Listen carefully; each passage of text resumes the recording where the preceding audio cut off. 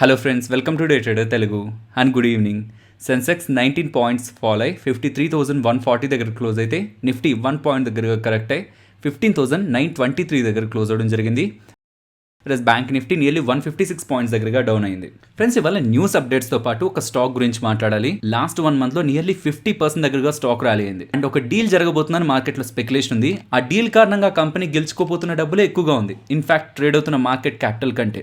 So interesting data అది, తప్పకుండా ఆ టాపిక్ని వాచ్ చేయడానికి ప్రయత్నించండి. ఓకే, ఇవాళ మార్కెట్ రిలేటెడ్గా ఉన్న యాక్టివిటీని మాట్లాడుకుంటే ఏషియన్ మార్కెట్స్ కానీ యూఎస్ మార్కెట్స్ దగ్గర నుంచి మనకి స్ట్రెంత్ అయితే లేదు.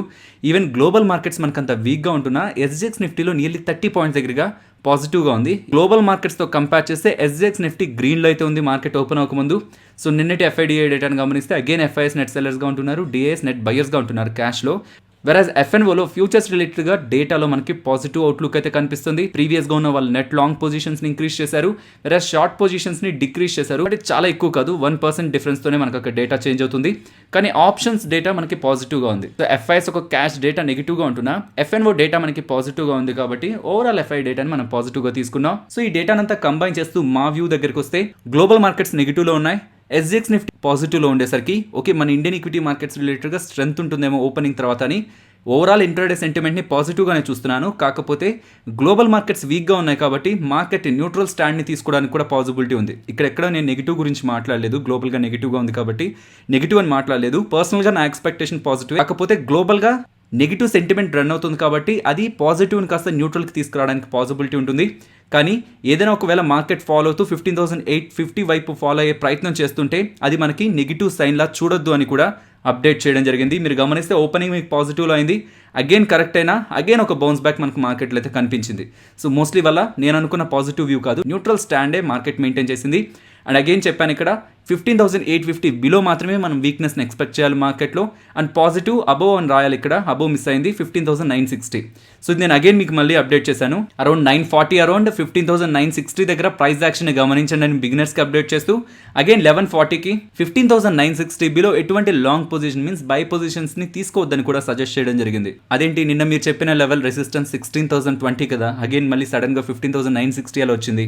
నేను మార్కెట్ ఓపెన్ అవ్వకముందే నేను మీకు చెప్పిన లెవెల్ ఇది 15,960 745కి ఇచ్చిన లెవెల్. ఇవాళ వీడియోలో నేను మీకు అప్డేట్ చేసిన తర్వాత కూడా ఇఫ్ మా అనాలిసిస్ రిలేటెడ్గా ఇంకేదైనా ఇంట్రెస్టింగ్ లెవెల్ ఇంపార్టెంట్ లెవెల్ అనుకుంటే కూడా అది నేను మీకు మార్కెట్ ఓపెన్ అవ్వకముందే మనం మార్నింగ్ మార్కెట్ డేటాలో అయితే నేను మీకు షేర్ చేస్తూ ఉంటాను. సో ఇవాళ మీరు గమనిస్తే నిఫ్టీ ఒక హైయెస్ట్ 15,962 నియర్గా రెసిస్టెన్స్ దగ్గర మల్టిపుల్ టైమ్స్ మనకి ఓపెనింగ్ పాయింట్ ఆఫ్ టైంలో రిజెక్ట్ అవుతూ ఉంది. నిన్న నైట్ మనకు ఒక ఇంపార్టెంట్ అప్డేట్ వచ్చింది ఫ్రెండ్స్, స్పెషల్లీ టెక్స్టైల్ స్టాక్స్ గురించి, దాని గురించి మాట్లాడుకోవాలి. సో ఇది మీకు నైట్ 11 o'clock అరౌండ్ మీకు టెలిగ్రామ్లో ఉంటుంది. సో మీకు చాలా డేటా కనిపిస్తుంటుంది. ఇన్ షార్ట్గా ఇదంతా ఈ డేటా రిలేటెడ్గా వచ్చిందంతా కలిపి మనం ఇన్ షార్ట్గా మాట్లాడుకోవాలంటే చైనాలోని సింజాన్ ప్రాంతం నుంచి టెక్స్టైల్ ఎక్స్పోర్ట్స్ అనేది చైనా వాళ్ళు ఎక్కువగా చేస్తుంటారు. యాక్చువల్గా ఎంటైర్ చైనాలో కాటన్ రిలేటెడ్గా ప్రొడక్షన్ అనేది అక్కడి నుంచే 80% జరుగుతుంది అండ్ గ్లోబల్ మార్కెట్ షేర్ వాళ్ళకి 35% దగ్గరగా ఉంది.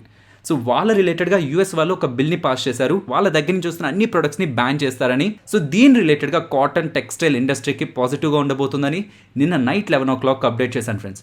దాని రిలేటెడ్గా మీకు ఇక్కడ స్టాక్స్ కనిపిస్తుంటాయా? సో మీకు 2 స్టాక్స్ తప్పితే లాయల్ టెక్స్టైల్స్ అలాగే గోకుల్ దాస్ ఎక్స్పోర్ట్స్, ఇక్కడ ఉన్న ప్రతి ఒక్క స్టాక్ కూడా అప్పర్ సర్క్యూట్కి అయితే వెళ్ళింది.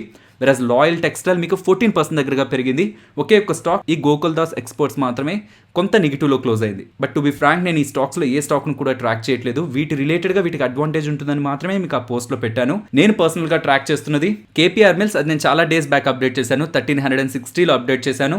కాకపోతే నిన్న 7:30కి మార్నింగ్ ఈవెన్ నిన్న ట్రేడ్ అవుతున్న లెవెల్స్లో కూడా Nitin spinners and Welspun India అవి ట్రేడ్ అవుతున్న లెవెల్స్లో కూడా మేము బులిష్గానే ఉన్నామని 2 టెక్స్టైల్ స్టాక్స్ని సెలెక్ట్ చేయడం జరిగింది. మీరు టెక్స్టైల్ స్టాక్స్ అని సర్చ్ చేయండి, నెంబర్ ఆఫ్ స్టాక్స్ వస్తాయి మీకు. బట్ వాటిల్లో నుంచి ప్రెసెంట్ ఉన్న కండిషన్స్ని బట్టి ఏ స్టాక్స్కి బెటర్ అడ్వాంటేజ్ ఉంటుంది ఈవెన్ కరెంట్ లెవెల్స్లో కూడా with respect to fundamentals and గ్రోత్కి స్కోప్ ఉన్న స్టాక్స్ రిలేటెడ్గా నేను ఈ 2 స్టాక్స్ని గమనిస్తున్నానని ఈవెన్ ఫోకస్ చేయండి అని నిన్న 7:30కి టెలిగ్రామ్లో అప్డేట్ చేయడం జరిగింది. బికాస్ టెలిగ్రామ్లో లేకుండా ఉండే వాళ్ళు కూడా ఉంటారు కదా, వాళ్ళ గురించే చెప్తున్నాను.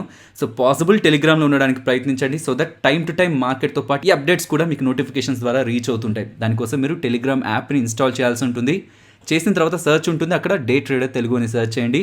2,20,000 అబోవ్ సబ్స్క్రైబర్స్ ఉన్న ఛానల్ కనిపిస్తుంది. అదే మన ఛానల్. ఇలాంటి పర్సనల్ అప్డేట్స్తో పాటు మార్కెట్ రిలేటెడ్గా ఉండే ఇంట్రెస్టింగ్ అప్డేట్స్ని కూడా మేము టెలిగ్రామ్లో పోస్ట్ చేస్తుంటాం. స్పెషల్లీ మార్నింగ్ పోస్ట్ చేస్తుంటాను కదా, స్పెషల్లీ ట్రేడర్స్ అయితే డేటాను గమనించండి. పవర్ గ్రిడ్ వాళ్ళు ప్రీవియస్గా వీళ్ళు బోనస్ని ఇష్యూ చేస్తారని చెప్పారు కదా, 1:3 రేషియోలో మీన్స్ 3 షేర్స్ హోల్డ్ చేసిన వాళ్ళకి ఒక ఫ్రీ షేర్ ఇస్తారని చెప్పారు. దాని రిలేటెడ్గా రికార్డ్ డేట్ని వీళ్ళు డిసైడ్ చేయడం జరిగింది. అది July 30 అంటున్నారు. సో July 30 నాటికి ఆ పాయింట్ ఆఫ్ టైంకి మీ డిమాట్లో ఆ షేర్స్ ఉండాలి. సో ఆ రోజు ముందు రోజు కొన్నా సరే మీకు ఎటువంటి అడ్వాంటేజ్ కూడా ఉండదు. నెక్స్ట్ సద్భావ్ ఇంజనీరింగ్ గురించి మాట్లాడుకోవాలి ఫ్రెండ్స్. ప్రమోటర్స్ ఒక్కొక్కరి దగ్గర నుంచి ప్లెజింగ్ యాక్టివిటీ పెరుగుతూ 7.6% అడిషనల్ స్టేక్ ని వీళ్ళు ప్లెజ్ చేశారంటున్నారు. కానీ మార్కెట్ దీన్ని కొంత పాజిటివ్ గా చూస్తూ ఉంది. అదేంటి ప్లెజ్ చేసింది పాజిటివ్ గా అలా చూస్తుంది మార్కెట్ అంటే, వీళ్ళు ప్లెజ్ చేస్తారా? వీళ్ళు ప్లెజ్ చేసినప్పుడు ఆ ప్లెడ్జింగ్ యాక్టివిటీని in favour of Adani properties private limited పేరుతో చేశారనమాట. సో ప్రీవియస్గా కూడా కొంత స్పెక్యులేషన్ రన్ అయింది, ఆదాని గ్రూప్ వాళ్ళతో వీళ్ళు డిస్కషన్స్ జరుపుతున్నారని. నెక్స్ట్ రోసారీ బయోటెక్ గురించి మాట్లాడుకోవాలి ఫ్రెండ్స్. మీకు గుర్తుంటే వీళ్ళు 300 crores దగ్గరగా QIPని లాంచ్ చేశారు మార్చ్లో. రైజ్ చేసినప్పుడు వీళ్ళు చెప్పింది ఏంటి, 300 crores మేము ఇలా రైజ్ చేస్తున్నాం, దీన్ని ఇన్ఆర్గానిక్ అక్విజిషన్స్కి యూజ్ చేస్తూ ఉన్నారు. సో ఆర్గానిక్ అంటే ఆ కంపెనీయే గ్రో అవడం, ఇన్ఆర్గానిక్ అంటే వేరొక కంపెనీని కొనుక్కున్న ఆ కొనుక్కుంటున్న కంపెనీ రిలేటెడ్గా గ్రోత్ కూడా కొన్న కంపెనీకి యాడ్ అయిపోతుంది కదా, అది ఇన్ఆర్గానిక్ గ్రోత్ అనమాట. సో మేము ఇన్ఆర్గానిక్ గానే 300 crores ఖర్చు పెడతామని చెప్పారు. దీని రిలేటెడ్గా జూన్లో యూనిటాప్ అనే ఒక కెమికల్ కంపెనీని 421 crores పెట్టి కొన్నారు. నెక్స్ట్ మనకి నిన్నొచ్చిన అప్డేట్, ముంబై బేస్డ్గా ఉన్న ఇంకొక కెమికల్ కంపెనీని కూడా కొన్నారు 125 crores పెట్టని. సో ఆర్గానిక్గా గ్రో అవుతూ ఇన్ఆర్గానిక్గా కూడా అక్విజిషన్స్ చేస్తూ ఉండడం అనేది రోసారీ బయోటెక్ రిలేటెడ్గా పాజిటివ్గా తీసుకోవచ్చు. వీళ్ళు ఐపీఓగా 425లో వచ్చారు. ఆ పాయింట్ ఆఫ్ టైంలో బిజినెస్ని ఎక్స్ప్లెయిన్ చేస్తూ ఐపీఓ కూడా పాజిటివ్ వ్యూ అప్లై చేస్తున్నాం అని కూడా చెప్పడం జరిగింది. నెక్స్ట్ ఒక ఇంపార్టెంట్ కంపెనీ గురించి వాళ్ళ మాట్లాడుకోవాలి. స్టాక్ ఇవాళ చాలా పాయింట్ వరకు అప్పర్ సర్క్యూట్లోనే ఉండి లాస్ట్ ఆ పాయింట్ ఆఫ్ టైంలో కొంత సెల్లింగ్తో నియర్లీ 13% దగ్గరగా గెయిన్స్తో క్లోజ్ అయింది. అండ్ లాస్ట్ 5 daysలో 39% అండ్ లాస్ట్ 1 monthలో నియర్లీ 50% దగ్గరగా స్టాక్ అయితే ర్యాలీ అవ్వడం జరిగింది. పోనీ ఇంకా అంతకు ముందు నుంచి ఏదైనా బాగా ర్యాలీ అవుతుందంటే లాస్ట్ 6 monthsలో 57%. లాస్ట్ 1 monthలో వచ్చినంత చేంజ్ ప్రీవియస్ మంత్స్లో మనకు లేదు. ఈవెన్ ఇయర్ స్టార్టింగ్ నుంచి ఇప్పటి వరకు చూసినా 62%. సో లాస్ట్ 1 monthలో వచ్చిన సిగ్నిఫికెంట్ చేంజ్ ఒక ఇంపార్టెంట్ రీజన్ ఉంది. PNB మెట్లైఫ్ అంటే ఐడియా ఉందని అనుకుంటున్నాను. ఈ PNB మెట్లైఫ్ అనేది PNB పంజాబ్ నేషనల్ బ్యాంక్ వాళ్ళకి, అలాగే మెట్లైఫ్ వీళ్ళిద్దరూ కలిసి ఫామ్ చేసిన ఇన్సూరెన్స్ కంపెనీ.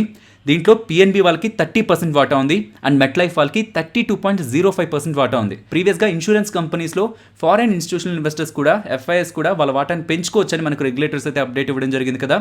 ఇందులో భాగంగానే మెట్లైఫ్ వాళ్ళు ఈ PNB మెట్లైఫ్లో వాళ్ళకున్న 32% వాటాని అప్ టు మ్యాక్సిమం ఎక్స్టెంట్ 75% వరకు కూడా పెంచుకోవాలనుకుంటున్నారు. సో PNB దగ్గర 30% ఉంది, మెట్లైఫ్ దగ్గర 32% ఉంది. సో PNB దగ్గర ఉన్నది మొత్తం కొనేసినా 62% వస్తుంది. మరి అడిషనల్గా ఇంకెవరి దగ్గర వాళ్ళ వాటాను కొనగలరు? ఇంకా ఇద్దరి దగ్గర సిగ్నిఫికెంట్ పోర్షన్ ఉంది. ఒకటి ఎల్ప్రో ఇంటర్నేషనల్ లిమిటెడ్, వీళ్ళ దగ్గర 11.42% దగ్గరగా వాటా ఉంది. ఇంకొకటి ఎం పల్నోజీ గ్రూప్ అనమాట. సో ఆ ఎం పల్నోజీ గ్రూప్ని కొంత పక్కన ఉంచుదాం. ప్రెసెంట్ PNB మెట్లైఫ్ ఒక ఎస్టిమేటెడ్ మార్కెట్ క్యాపిటల్ 11,000 crores దగ్గరగా ఉంది. సో ఈ వాల్యుయేషన్లో ఒకవేళ ఎల్ప్రో ఇంటర్నేషనల్ వాళ్ళ దగ్గర ఉన్న 11.42% వాటాను కానీ సెల్ చేశారంటే నియర్లీ 1250 to 1300 crores దగ్గరగా వీళ్ళకి మనీ క్యాష్ అనేది డైరెక్ట్గా వీళ్ళ బ్యాలెన్స్ షీట్లో వచ్చి యాడ్ అవుతుంది. అండ్ ఇక్కడ మీరు గమనిస్తే వీళ్ళ మార్కెట్ క్యాపిటల్ ఈవెన్ ఇవాళ పెరిగిన తర్వాత కూడా వీళ్ళ మార్కెట్ క్యాపిటల్ 1100 crores. అండ్ వీళ్ళకంటూ ఒక బిజినెస్ ఉంటుంది కదా, ఎలక్ట్రికల్ ఎక్విప్మెంట్స్ని తయారు చేస్తుంటారు. కొన్ని సెగ్మెంట్స్లో చాలా తక్కువ ఉంటాయి అవి. అండ్ ఈవెన్ రియల్ ఎస్టేట్లో కూడా వీళ్ళకి బిజినెస్ ఉంది. సో దానికి ఒక వాల్యూ ఉంటుంది కదా, ఈవెన్ ఆ వాల్యూని పక్కన వచ్చినా వచ్చి యాడ్ అవుతున్న వాల్యూ వీళ్ళ మార్కెట్ క్యాపిటల్ ప్రెసెంట్ ఉన్న మార్కెట్ క్యాపిటల్ కంటే ఎక్కువ. సో ఇదంతా చెప్తున్నారు. మండే ఓపెన్ అయిన వెంటనే మేము బై చేయొచ్చా? సో డేటాని మీకు నేను షేర్ చేశాను, దాంట్లో ఉన్న రిస్క్ను కూడా నేను మీకు ఇప్పుడు ఎక్స్ప్లెయిన్ చేస్తాను. అసలు ఈ డీలే జరగలేదు, ఈ డీలే ముందుకు వెళ్ళలేదు అనుకోండి, దెన్ ఎల్ప్రో ఇంటర్నేషనల్ వాళ్ళకి ఆ మనీ అనేది బ్యాలెన్స్ షీట్లోకి వచ్చి యాడ్ అవ్వదు. ఫస్ట్ థింగ్ అది మనం గుర్తుంచుకోవాలి. సెకండ్ థింగ్, ఇఫ్ వీళ్ళ దగ్గర నుంచి కాకుండా ఇతర మైనారిటీ షేర్ హోల్డర్స్ దగ్గర నుంచి కొనుక్కొని ఈవెన్ ఫ్రెష్ ఇష్యూ ద్వారా కూడా షేర్స్ని అక్వైర్ చేసే ప్రయత్నం చేసినా వీళ్ళ స్టేక్ అనేది సేల్ అవ్వదు కాబట్టి అప్పుడు కూడా వీళ్ళకి ఎటువంటి అడ్వాంటేజ్ ఉండదు. అండ్ మనం పొజిషన్ తీసుకుంటే కూడా ఈ 2 రిస్క్ ఫ్యాక్టర్స్ మనల్ని ఇంపాక్ట్ చేస్తే అనే విషయం కూడా మనం గుర్తుంచుకోవాలి. కమింగ్ డేస్లో వోడాఫోన్ ఐడియాని స్ట్రాంగ్గా ఇంపాక్ట్ చేయబోయే ఈవెంట్ అయితే రాబోతుంది అనుకోవచ్చు. ఈవెన్ వోడాఫోన్ ఐడియానే కాదు, ఎయిర్టెల్ని కూడా, ఈవెన్ ఎయిర్టెలే కాదు టాటా టెలి సర్వీసెస్ కూడా most of the telecom pack ఇవాళ మనకి పాజిటివ్లో క్లోజ్ అయింది. Specially Tata tele services, Vodafone Idea and Bharti ఎయిర్టెల్లో మనకి స్ట్రాంగ్ ర్యాలీ కనిపించింది ఫ్రెండ్స్. సో ఉన్న అప్డేట్ మాట్లాడుకుంటే వీళ్ళు AGR రిలేటెడ్గా, అడ్జస్టెడ్ గ్రాస్ రెవెన్యూ రిలేటెడ్గా ఎంత డబ్బులు కట్టాలన్నది డిపార్ట్మెంట్ ఆఫ్ టెలికమ్యూనికేషన్స్ వాళ్ళు ఫిక్స్ చేశారు. 58,000 crores వోడాఫోన్ ఐడియా వాళ్ళు కట్టాలని, 43,000 crores భారతీ ఎయిర్టెల్ వాళ్ళు కట్టాలని డిపార్ట్మెంట్ ఆఫ్ టెలికమ్యూనికేషన్స్ వాళ్ళు సుప్రీంకోర్టుకి చెప్పారు. And last year means September 2020లో సుప్రీంకోర్టు ఎస్ ఈ డబ్బులు మీరు కట్టాల్సిందే, బట్ ఒకేసారి మీరు కట్టలేరు, అది మాకు కూడా తెలుసు కాబట్టి టైం టు టైం ఇయర్లీ కొంత పేమెంట్ చేస్తూ రండి, నెక్స్ట్ 10 years లోపు ఈ పేమెంట్ అంతా కంప్లీట్ చేయండి అని సుప్రీంకోర్టు తీర్పు ఇవ్వడం జరిగింది. అలా ఇచ్చిన తర్వాత జనవరి 2021లో ఈ టెలికాం ప్లేయర్స్ అన్నీ మళ్ళీ సుప్రీంకోర్టు వెళ్ళాయి. సో ఏ క్యాలిక్యులేషన్స్ అయితే డిపార్ట్మెంట్ ఆఫ్ టెలికమ్యూనికేషన్స్ వాళ్ళు చేసి Vodafone idea 58,000 crores, Bharat Airtel 43,000 crores కట్టాలని చెప్తున్నారు. దాంట్లో ఎర్రర్స్ ఉన్నాయి, అర్థమెటిక్ ఎర్రర్స్ ఉన్నాయి, అండ్ మేము కట్టిన కొంత డబ్బుల్ని కూడా ఇంక్లూడ్ చేయకుండా వాటికి కూడా ఇంట్రెస్ట్లు కలిపి మాకు క్యాలిక్యులేట్ చేసేసరికి ఇంత పెద్ద మొత్తం అయింది. యాక్చువల్గా మేము చేసుకున్న క్యాలిక్యులేషన్ ప్రకారం అయితే భారత్ ఎయిర్టెల్ వాళ్ళు 43,000 crores కట్టాలని డిపార్ట్మెంట్ ఆఫ్ టెలికమ్యూనికేషన్స్ వాళ్ళు చెప్పారు కదా, కానీ అకార్డింగ్ టు ఎయిర్టెల్ అది కేవలం 13,000 crores మాత్రమే అంటున్నారు. అండ్ వోడాఫోన్ ఐడియా వాళ్ళు 58,000 crores కట్టాలని డిపార్ట్మెంట్ ఆఫ్ టెలికమ్యూనికేషన్స్ చెప్తుంటే వోడాఫోన్ ఐడియా వాళ్ళు చేసుకున్న ఓన్ అసెస్మెంట్ ద్వారా అది కేవలం 21,500 crores అని వోడాఫోన్ ఐడియా వాళ్ళు చెప్తున్నారు. సో ఇది వీళ్ళ అసెస్మెంట్స్, మీన్స్ వీళ్ళు చేసుకున్న క్యాలిక్యులేషన్స్తో అంత డబ్బులే కట్టాలంటున్నారు. అండ్ ఆల్రెడీ వాళ్ళు కట్టాల్సిన డబ్బులు రిలేటెడ్గా ఎయిర్టెల్ వాళ్ళు 18,000 crores కట్టేశారు, వోడాఫోన్ ఐడియా వాళ్ళు 7,800 crores కట్టేశారు.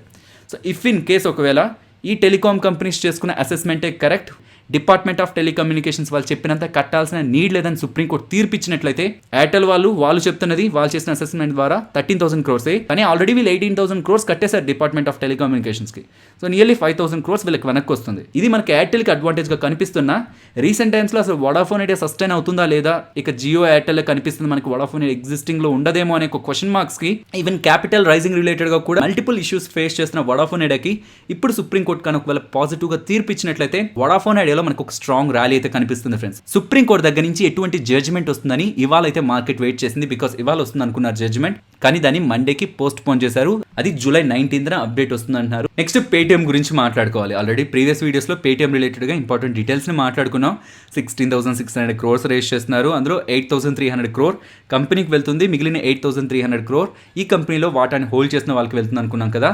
సో దాంట్లో ఎవరెవరే ఎంతెంత పర్సెంట్ వాటాని ఇక్కడ సెల్ చేస్తున్నారు అనేది గమనించవచ్చు ఫ్రెండ్స్. దాంట్లో మెయిన్ ప్రమోటర్స్తో పాటు బర్క్షైర్ హతావే, మీన్స్ ఇది వారెన్ బఫెట్ గారికి సంబంధించింది, నెక్స్ట్ రతన్ టాటా గారు, వీళ్ళు ప్రీవియస్గానే ఇన్వెస్ట్ చేశారు పేటీఎంలో, వాళ్ళు వాళ్ళ వాటాను సెల్ చేసినట్లయితే ఇక్కడ మనకు కనిపిస్తుంది.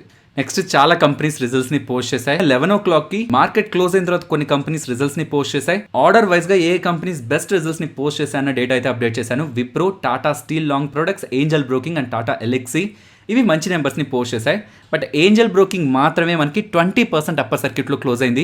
మిగిలినవన్నీ కొంత న్యూట్రల్ టు, కొంత పాజిటివ్, కొంత నెగిటివ్లో అయితే ఫైనల్గా క్లోజింగ్ అయితే అవ్వడం జరిగింది. And Nifty, bank Nifty levels and option chain data అని మనం సండే వీడియోలో మాట్లాడుకుందాం. సో ఫైనలీ ఇది ఫ్రెండ్స్ మన వీడియో.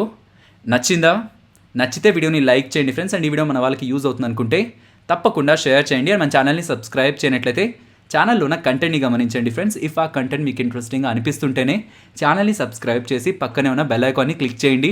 మరొక ఇంట్రెస్టింగ్ వీడియోతో నేను మళ్ళీ మీ ముందుకు వస్తాను. అంతవరకు టేక్ కేర్. జై హింద్.